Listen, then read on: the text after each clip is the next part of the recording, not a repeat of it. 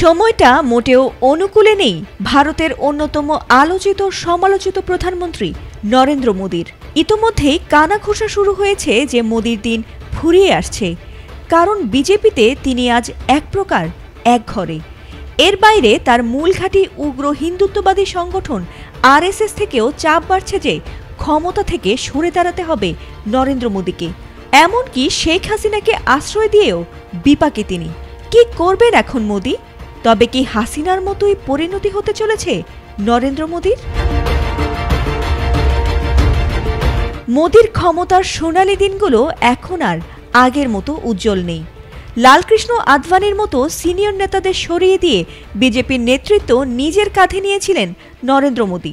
তখন তিনি যুক্তি দেখিয়েছিলেন যে যাদের বয়স ৭৫-এর বেশি তাদের সক্রিয় রাজনীতি থেকে সরে দাঁড়াতে হবে, আর সেই যুক্তি এখন যেন তার বিরুদ্ধে দাঁড় করানো হচ্ছে। কারণ মোদীর বয়সও ৭৫-এর কাছাকাছি, ফলে দলের ভেতর থেকেও তাকে বিদায়ের চাপ বেড়েই চলেছে। আর এর সঙ্গে যুক্ত হয়েছে আন্তর্জাতিক চাপ। বিশেষ করে মার্কিন প্রেসিডেন্ট ডোনাল্ড ট্রাম্পের সঙ্গে সম্পর্কের জটিলতা বাড়ায় আন্তর্জাতিক অঙ্গনেও মোদীর কূটনৈতিক অবস্থানকে দুর্বল করেছে।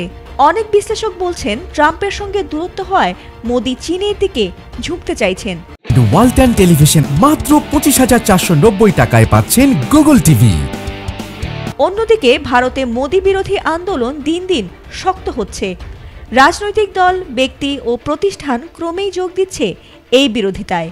তার ওপর সাম্প্রতিক এক বিস্ফোরক অবস্থান নিয়েছেন দক্ষিণ ভারতের সিনেমা সুপারস্টার থালাপতি বিজয়।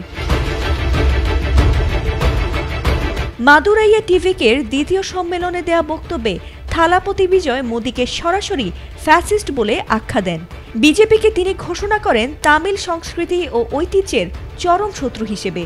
তিনি বলেন টানা চতুর্থবার ক্ষমতায় এসে মোদী সরকার দেশের মুসলিম সংখ্যালঘুদের নিশানা করেছে। এছাড়া ভুয়া ভোটে ২০২৪ সালে তিনি নির্বাচনে জিতেছিলেন এমন বিস্ফোরক মন্তব্য করে বসেন মোদীর বিরোধী কংগ্রেসের শীর্ষ নেতা রাহুল গান্ধী। এমনকি কংগ্রেসের সঙ্গে অনেক বিষয়ে মতভেদ থাকলেও দেশের আরও একটি বড় বিরোধী দল তৃণমূল কংগ্রেসও কিন্তু একই প্রশ্নে রাহুল গান্ধীর পাশেই দাঁড়িয়েছে। ডিএমকে ও আরজেডির মতো দলগুলোরও সমর্থন পাচ্ছেন তিনি। আর এখানেও কোণঠাসা নরেন্দ্র মোদী।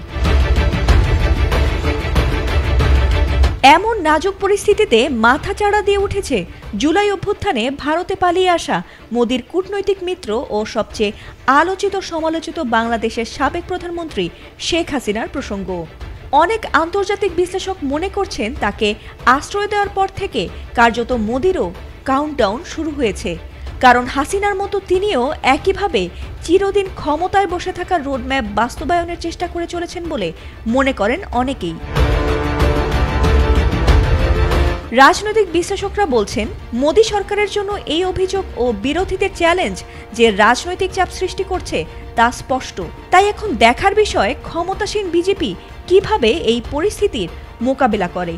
অনেকের মনেই তাই প্রশ্ন, মোদী কি টিকে থাকতে পারবেন, নাকি হাসিনার মতো তাকেও একদিন পালিয়ে যেতে হবে রাজনীতির মাঠ থেকে? ফাতিমা সুলতানা, এটিএন বাংলা।